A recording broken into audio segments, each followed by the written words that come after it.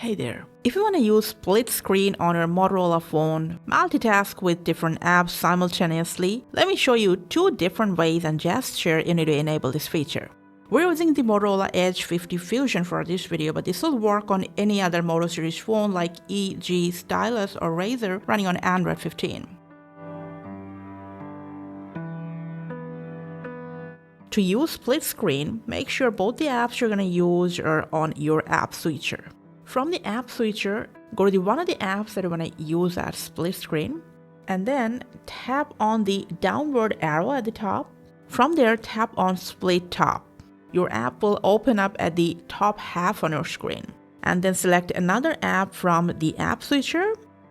That's it. You can use both of these apps simultaneously. You can flip their position by double tapping at the divider.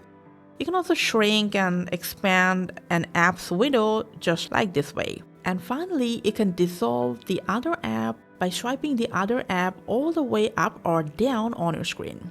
Now, another way to enable split screen is if you go to settings, from there to display, scroll down and enter swipe to split, and then just turn it on. So whenever you are on an app, you can just swipe the screen from left to right and then left. It'll open at the top of your screen, and then you'll have to just choose your other app from bottom.